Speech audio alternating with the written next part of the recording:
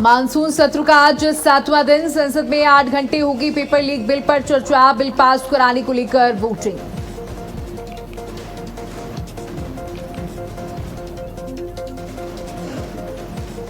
PM Modi का post हटाने के विवाद में कार्रवाई। मेटा के ग्लोबल हेड को किया गया तलब। मेटा ने मांगी माफी। का तकनीकी गड़बड़ी से पोस्ट हटाया था। पेपर लीक प्रदर्शनों पर सुप्रीम कोर्ट में हुई सुनवाई। सीजीआई ने कहा मामलों की निष्पक्ष और स्वतंत्र जांच हो, जवाबदेही तय होनी चाहिए।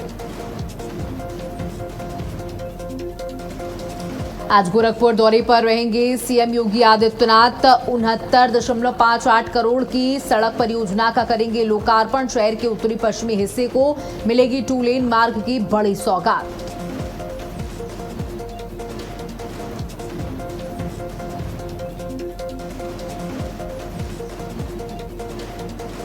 देश भर में मूसलाधार बारिश की मार। दिल्ली, एनसीआर, यूपी समेत की कई राज्यों में चेतावनी जारी। उत्तराखंड में लैंडस्लाइड। उत्तर पूर्वी भारत में बाढ़ से हाहाकार।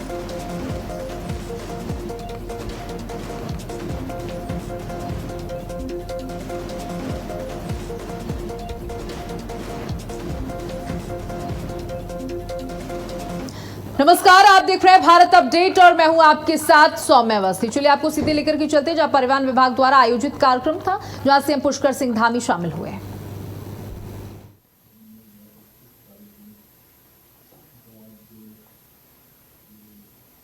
सिंह धामी इस कार्यक्रम में सम्मिलित हुए। कार्यक्रम को सीएम धामी ने संबोधित भी किया और यहां तमाम बड़ी बातें कही। उत्तराखंड के विकास को लेकर परिवहन विभाग द्वारा ये कार्यक्रम आयोजित किया गया था।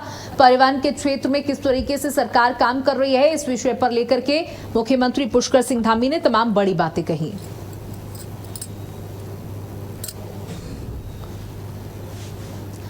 तो परिवहन विभाग द्वारा आयोजित ये कार्यक्रम, सीएम पुष्कर सिंह धामी इस कार्यक्रम में सम्मिलित हुए और इस कार्यक्रम में हिस्सा लेने के बाद सीएम ने वहां पर मौजूद तमाम लोगों को संबोधित किया। परिवहन विभाग में क्या कुछ काम हो रहा है, परिवहन के क्षेत्र में सरकार क्या कुछ काम कर रही है, इसको लेकर के यहां पर सीएम ने तमाम बातों को रखा।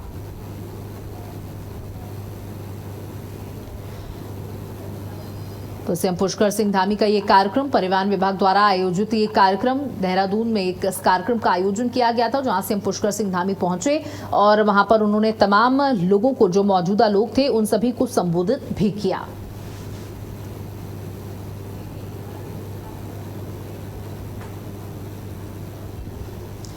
तो सीएम पुष्कर सिंह धामी इस कार्यक्रम में सम्मिलित हुए। लोकप्रिय विधायक और उत्तराखंड सरकार के वरिष्ठ कैबिनेट मंत्री, अनेकों विभागों के आदरणीय गणेश जोशी जी, देहरादून कैंट विधानसभा की लोकप्रिय विधायक आदरणीय सविता कपूर जी, मेयर देहरादून श्री सौरभ थपलियाल जी, सचिव परिवहन श्री रविनाथ रमन जी, यहाँ उपस्थित हमारे उत्तराखंड सरकार के महानुभाव श्री अशोक वर्मा जी, हमारे जगाती जी, रीना जी और सभी अधिकारी, सुनत जी से लेकर हमारे संजय जी समेत सभी उपस्थित, जिलों से आए हुए, यहाँ से आए हुए और जिनके निमित्त आज का ये कार्यक्रम हो रहा है, ऐसे सभी वाहन स्वामी एवं सभी अतिथिगण, मैं आप सभी का इस अवसर पर मुख्य सेवक सदन में आप सभी का स्वागत करता हूं, आप सभी का अभिनंदन करता हूं और आप सबके बीच में उपस्थित होकर मुझे अत्यंत प्रसन्नता हो रही है कि आज आप सभी को यहाँ पर प्रोत्साहन राशि का वितरण हो रहा है, क्योंकि आप सभी ने मिलकर प्रदेश को स्वच्छ, सुंदर और पर्यावरण के अनुकूल बनाने की दिशा में एक बहुत बड़ा और निर्णायक काम आगे बढ़ाया है, निर्णायक कदम हम सब ने मिलकर आगे बढ़ाया है। आज हम उत्तराखंड स्वच्छ गतिशीलता परिवर्तन नीति 2024 के अंतर्गत अपने 6 प्राथमिक लाभार्थी वाहन स्वामियों को पूंजीगत अनुदान एवं प्रोत्साहन राशि का यहाँ पर वितरण कर रहे हैं। मैं आप सभी लाभार्थियों को जिनको आज अनुदान मिल रहा है उन सभी को अपनी ओर से हृदय से आप सबको बधाई देता हूँ, आप सबको शुभकामनाएं देता हूँ और आप सभी आने वाले समय के भी लोगों के लिए प्रेरणा का काम करेंगे, लोगों के लिए प्रेरक होंगे और आपके आज इस सम्मान से, आपके प्रोत्साहन से अन्य लोगों को भी इस दिशा में काम करने की बहुत प्रेरणा मिलेगी। और ये राशि केवल एक आर्थिक सहयोग नहीं है, बल्कि उत्तराखंड को स्वच्छ, आधुनिक और पर्यावरण अनुकूल परिवहन व्यवस्था को इस ओर ले जाने का ये हमारा जो संकल्प है, उस संकल्प का एक प्रतीक है। और मुझे पूरा विश्वास है कि इस पहल से प्रदेश के शहरी क्षेत्रों में स्वच्छ ईंधन आधारित सार्वजनिक परिवहन को बढ़ावा मिलेगा, साथ ही डीजल से होने वाले प्रदूषण में कमी आएगी और हमारा पर्यावरण और अधिक स्वच्छ और सुरक्षित होगा। साथियों, आज पूरा विश्व जलवायु परिवर्तन का जो एक बड़ी चुनौती हमारे सामने है, उस चुनौती का सामना कर रहा है। आप देख रहे होंगे कभी बरसात ज़्यादा होती है, कभी कम होती है, कभी वर्षा काल में सूखा हो जाता है, सर्दियों में गर्मी होने लगती है, गर्मियों में गर्मी का एहसास नहीं होता है, अचानक बादल फटने लगते हैं, कहीं एकदम से हिमस्खलन होने लगता है, कहीं पर लैंडस्लाइड हो जाता है। तो ये सब आज जो ग्लोबल वार्मिंग है, जलवायु परिवर्तन है, उसका एक प्रत्यक्ष जो दुष्प्रभाव है वो हमारे सामने आज हम उसका सामना कर रहे हैं। और विकास भी कैसा होना चाहिए, ये भी हमारे लिए बहुत बड़ी चुनौती होता है। पूछते हैं लोग कि भाई इतना निर्माण कार्य हो रहा है, बिल्डिंगें बन रही हैं, भवन बन रहे हैं, गाड़ियां चल रही हैं, कल कारखाने चल रहे हैं, एसी चल रहे हैं दुनिया भर के, तापमान तो वैसे ही बढ़ जाता है। अभी तक जो है ज्ञान, विज्ञान, science and technology, innovation, research, इन सब ने हमको जो है बहुत सारी सुविधाएं तो दे दी हैं, भौतिक रूप से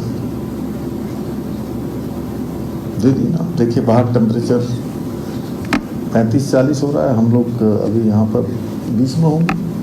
और अमन जी कितने में होंगे? 20-22 में होंगे। तो कितना अंतर है? 15-20 डिग्री का अंतर है। तो कहीं ना कहीं तो बैलेंस होगा उसका। ये हमको विज्ञान ने दिया है, लेकिन प्रकृति ने वो दिया है जो बाहर है। तो विज्ञान हमको सुविधाएं दे रहा है, लेकिन उसके जो दुष्परिणाम आ रहे हैं उसका कोई रास्ता अभी हमारे सामने ऐसा नहीं है कि जो रिमोट कंट्रोल दबाया, जैसे एसी ऑन हो गया वो भी ऑन हो जाएगा। उसका रास्ता हमारे पास ही है कि कैसे हम पर्यावरण संरक्षण करेंगे, कैसे हम जो विकास का मॉडल है उसमें बैलेंस करेंगे, कैसे इकोलॉजी और इकोनॉमी दोनों को बैलेंस करेंगे। हमें इकोलॉजी भी चाहिए, क्योंकि इकोलॉजी है तो जीवन है, इकोलॉजी है तो स्वच्छता है, इकोलॉजी है तो अच्छा पर्यावरण है, इकोलॉजी है तो अच्छी हवा है, इकोलॉजी है तो अच्छा जल है, और इकोलॉजी है तो अच्छा जीवन है। इकोलॉजी नहीं है तो फिर इकोनॉमी कितनी भी बढ़ जाएगी तो क्या करेंगे? तो इसलिए दोनों में बैलेंस करना है। और ऐसे समय में हमारी सबकी जिम्मेदारी है कि इसमें जो भी योगदान हम दे सकते हैं हमको देना चाहिए। अभी हमने देखिए हरेला पर्व मनाया। हरेला पर्व में एक दिन में लगभग हमने 12-13 लाख पौधों का रोपण किया हरेला के दिन 16 तारीख को। ये अपने आप में एक बड़ा रिकॉर्ड है। और आदरणीय प्रधानमंत्री मोदी जी ने जो एक पेड़ मां के नाम जो अभियान पूरे देश को समर्पित किया है, उसमें भी हमारे यहाँ अभी तक 1 करोड़ 15 लाख से ज़्यादा पौधे रोपित हो चुके हैं और 12 लाख 15 लाख इसमें और जुड़ गए होंगे हरेला के दिन, तो वो संख्या हमारी लगभग 1 करोड़ 30 लाख पहुंच जाएगी। इसलिए हम सब की जिम्मेदारी है कि हम इसमें अपनी भागीदारी करें, क्योंकि विकास भी तभी सार्थक है जब वो प्रकृति के साथ सामंजस्य स्थापित करते हुए अपनी आने वाली पीढ़ियों के लिए एक सुरक्षित और स्वच्छ भविष्य उनके लिए हम छोड़कर जाएं, उनको विरासत में दें। और आदरणीय प्रधानमंत्री जी का स्पष्ट मानना है कि पर्यावरण संरक्षण के बिना सतत विकास की कल्पना संभव नहीं है। इसलिए आज आदरणीय प्रधानमंत्री जी के कुशल मार्गदर्शन में आज भारत वैश्विक मंचों पर हरित ऊर्जा और सतत विकास का नेतृत्व कर रहा है। चाहे वो वर्ष 2070 तक नेट जीरो उत्सर्जन का हमारा राष्ट्रीय लक्ष्य हो, life style for environment life के माध्यम से पर्यावरण अनुकूल जीवन शैली को जन आंदोलन बनाने का अभियान हो, घर घर तक जागरूकता ले जाने का अभियान हो, पीएम ई बस सेवा के जरिए स्वच्छ सार्वजनिक परिवहनों को बढ़ावा देना हो, देश भर में सौर ऊर्जा और अन्य अक्षय ऊर्जा स्रोतों का तीव्र विस्तार हो। आज भारत पूरी दुनिया के सामने पर्यावरण संरक्षण और विकास का एक संतुलित मॉडल प्रस्तुत कर रहा है, जिसको पूरी दुनिया आज एक आदर्श रूप में देख रही है। और पूरी दुनिया के अंदर ये संदेश भी जा रहा है कि भारत केवल अपनी चिंता नहीं कर रहा है, ये ऋषियों का, मुनियों का, तपस्वियों का, बड़े बड़े धर्माचार्यों का देश है। इस देश में पूरे विश्व को, विश्व बंधुत्व की भावना को भी, हमारी जो संस्कृति है उसको भी आगे बढ़ाने का काम यहाँ से हुआ है। इसीलिए हमारी जो संस्कृति है वो हमारी संस्कृति कहती है कि अयम निजम परोवेति गणना लघु चेतसाम उदार चरित्रानाम वसुधैव तो कुटुंबकम। यानी कि ये तेरा है, ये मेरा है, छोटा है, बड़ा है, इस प्रकार की बात जिनका छोटा चित्त होता है, छोटा मन होता है, वो लोग करते हैं। भारत की संस्कृति तो कहती है कि सारा विश्व हमारा परिवार है, तो पूरे विश्व की हम चिंता करते हैं। हमारे प्रधानमंत्री जी के नेतृत्व में सब हो रहा है। कोरोना महामारी के समय में हम सब ने देखा कि पूरी दुनिया का भरोसा भारत पर और बढ़ा, और वो ऐसे समय में बढ़ा जब पूरी दुनिया ये सोच रही थी और यूएनओ भी सोच रहा था, यूएनओ में भी इस बात की चर्चा हो रही थी कि ये कोरोना महामारी भारत में जब फैलेगी तो संभल नहीं पाएगी, बहुत भयावह हो जाएगी, भारत पूरी दुनिया के लिए जिम्मेदारी बन जाएगा। लेकिन जहां हम सब लोगों ने मिलकर इस चुनौती का सामना हमारे प्रधानमंत्री मोदी जी के नेतृत्व में किया, वहीं भारत की सरकार ने, भारत के वैज्ञानिकों ने एक साथ एक नहीं दो स्वदेशी निर्मित वैक्सीन का आविष्कार किया, निर्माण किया। और वैक्सीन जहां भारत के 140 करोड़ लोगों को 2 डोज लगाई गई। चलिए आगे बढ़ते। जहां जनपद रुद्रप्रयाग में मौसम विभाग के ऑरेंज अलर्ट के बीच झमाझम रात भर बारिश होती रही। वहीं बात अगर केदारनाथ धाम की करें तो वहां मौसम सामान्य हुआ और श्रद्धालु बाबा केदार के दर्शन कर रहे हैं। वहीं एहतियात के तौर पर जिले के कक्षा 1 से 12वीं तक के सभी स्कूलों और आंगनबाड़ी केंद्रों में आज अवकाश घोषित किया गया है। तो बारिश के बीच बाबा केदार के दर्शन जारी हैं। केदारनाथ धाम में भारी संख्या में श्रद्धालु पहुंच रहे हैं। मौसम विभाग ने 2 दिन का अलर्ट भी जारी किया है। उसके मद्देनजर लगातार लोगों से अपील की जा रही है कि मौसम को देखते हुए ही यात्रा करें, सजगता के साथ यात्रा करें, क्योंकि जब केदारनाथ धाम के लिए आज जाते हैं जो रास्ता है वो काफी डेंजरस है और कई बार भूस्खलन की, लैंडस्लाइड की स्थिति होती है, जिसकी वजह से कई बड़े हादसे हो चुके हैं। इसलिए मौसम विभाग और प्रशासन लगातार ये अपील कर रहा है कि मौसम का हाल देखते हुए ही केदारनाथ धाम के दर्शन के लिए आएं। वहीं ऑरेंज अलर्ट के बीच रुद्रप्रयाग में भी अभी बारिश थमी हुई है। बारिश के बीच केदारनाथ धाम में दर्शन जारी हैं।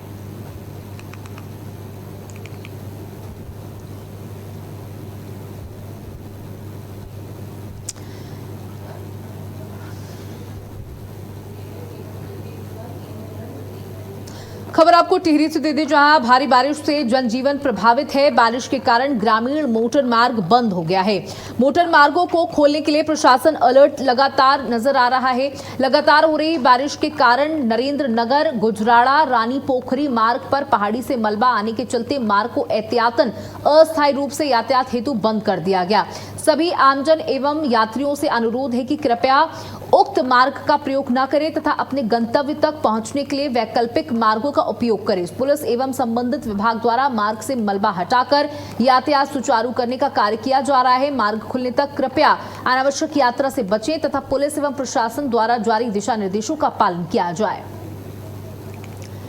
तो भारी बारिश से जनजीवन प्रभावित है, जनजीवन अस्त व्यस्त है। लगातार अपील की जा रही है कि मौसम का हाल देखते हुए ही, मार्गों का हाल देखते हुए ही यात्रा करें।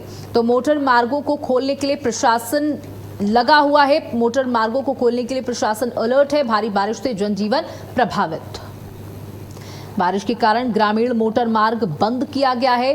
टिहरी से आपको खबर दे रहे हैं, जहां मोटर मार्गों को खोलने के लिए प्रशासन अलर्ट मोड पर नजर आ रहा है।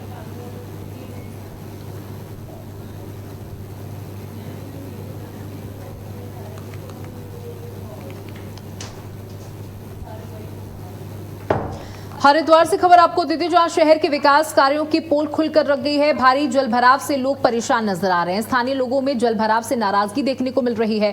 हरिद्वार में लगातार हो रही बारिश ने एक बार फिर से शहर के विकास कार्यों की पोल खोलकर रख दी है। हरिद्वार के व्यस्ततम भगत सिंह चौक पर भारी जलभराव हो गया है, जिससे राहगीरों और वाहन चालकों को भारी परेशानियों का सामना करना पड़ रहा है। नगर निगम की ओर से जल निकासी के लिए लगाए गए मोटर पंप भी पानी निकालने में नाकाम साबित हो रहे हैं। मुख्य चौराहा तालाब में तब्दील हो गया है और लोगों को भरे पानी से होकर गुजरना पड़ रहा है।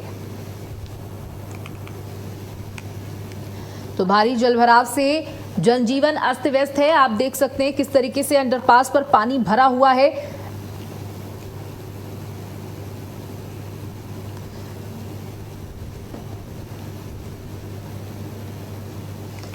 वहीं पहाड़ों की रानी मसूरी में देर रात हुई मूसलाधार बारिश ने एक बार फिर से तबाही का मंजर खड़ा करके रख दिया है, जहां मसूरी देहरादून मार्ग पर पानी वाले बैंड के समीप पहाड़ी से भारी मात्रा में मलबा और बोल्डर गिरने से सड़क किनारे बड़ा एक रेस्टोरेंट पूरी तरीके से ध्वस्त हो गया। राहत की बात यह रही कि रेस्टोरेंट में मौजूद लोगों ने समय रहते बाहर निकलकर अपनी जान बचा ली, जिससे बड़ा हादसा टल गया। वहीं दूसरी ओर मसूरी कैंपटी रोड राष्ट्रीय राजमार्ग 707A गश्ती बैंड के पास भारी भूस्खलन होने के बाद बंद हो गया, जिससे लोगों को भारी परेशानी का सामना करना पड़ रहा है।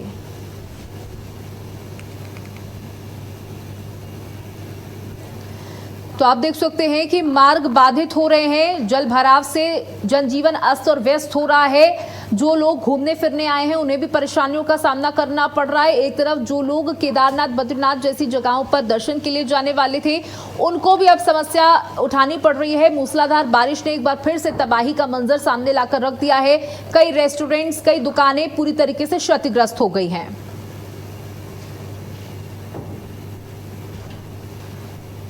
देहरादून के प्रेमनगर क्षेत्र में भारी बारिश के चलते पुल की अप्रोच रोड का एक हिस्सा धंस गया। हालांकि संबंधित विभाग ने स्पष्ट किया कि पुल पूरी तरीके से सुरक्षित है और उसकी संरचना को कोई नुकसान नहीं पहुंचा है।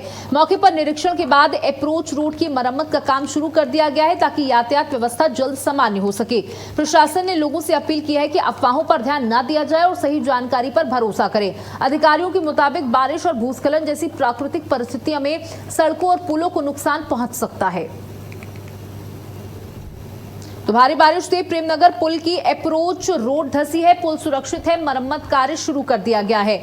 आपको ये बड़ी जानकारी दे दें, जहां प्रशासन पूरी तरीके से मुस्तैद है। प्रशासन ने मोर्चा संभाला हुआ है। आप देख सकते हैं ये रोड किस तरीके से धंसी है। अब जब इस तरीके के मामले सामने आते तो इंफ्रास्ट्रक्चर पर भी सवाल तमाम खड़े होते हैं। बड़े बड़े दावे और वादे किए जाते हैं कि बारिश के लिए तैयार है, लेकिन जब बारिश होती है तो स्थितियां ऐसी हो जाती हैं। हालांकि आपको बता दें कि पहाड़ी क्षेत्रों में इस तरीके की जो तस्वीरें हैं वो हर साल आती हैं।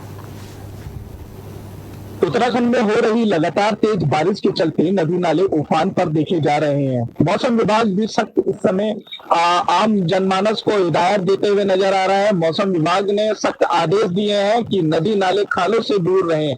वहीं अगर आप उत्तराखंड के पहाड़ी क्षेत्रों की ओर जा रहे हैं तो कृपया कर मौसम का अपडेट लेने के बाद ही आगे बढ़ें। अलग अलग जगह भूस्खलन की समस्याएं देखी जा रही हैं। कई सड़कें बाधित हो गई हैं तेज बारिश के चलते। रात से ही तेज बारिश के चलते इस समय मैं मौजूद हूँ टॉस नदी में। टॉस नदी का जल स्तर आप देख सकते हैं वीडियो के माध्यम से कि जल स्तर इस समय बढ़ता हुआ देखा जा रहा है टॉस नदी का। वहीं अगर प्रशासन की बात करें तो प्रशासन अलग जितने भी स्लाइड जोन है, भूस्खलन जोन है, उन जगह जेसीबी मशीनें तैनात कर रखी है। वहीं पुलिस कर्मी भी और एनडीआरएफ जो टीम है वो भी अलग अलग जगह मौजूद है। कैमरा पर्सन के साथ मैं राहुल सिंह रावत, भारत अपडेट, देहरादून। राजधानी देहरादून में बारिश ने लोगों की मुश्किलें बढ़ा दी हैं। मूसलाधार बारिश और तेज बहाव के कारण लोगों को आवागमन में भारी परेशानियों का सामना करना पड़ रहा है। शहर की कई सड़कों पर जलभराव की स्थिति बनी हुई है, जिससे वाहनों की रफ्तार धीमी पड़ गई है और यातायात प्रभावित हो रहा है। लगातार बारिश के चलते नदी, नाले और खाले नाले उफान पर हैं। इसी बीच प्रेमनगर को नंद की चौकी से जोड़ने वाला पुल तेज बहाव में दूसरी बार टूट गया। पुल क्षतिग्रस्त होने से दोनों क्षेत्रों के बीच आवागमन पूरी तरीके से बाधित हो गया और स्थानीय लोगों को लंबा वैकल्पिक रास्ता अपनाने के लिए मजबूर होना पड़ रहा है।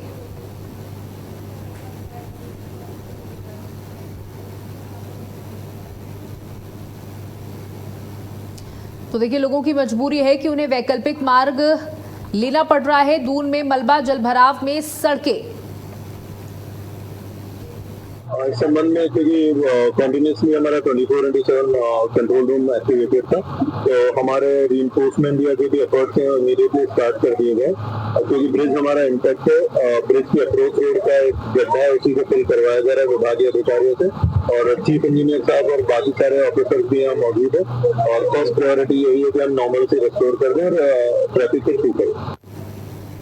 और इसी के साथ इस बुलेटिन में इतना ही। नमस्कार।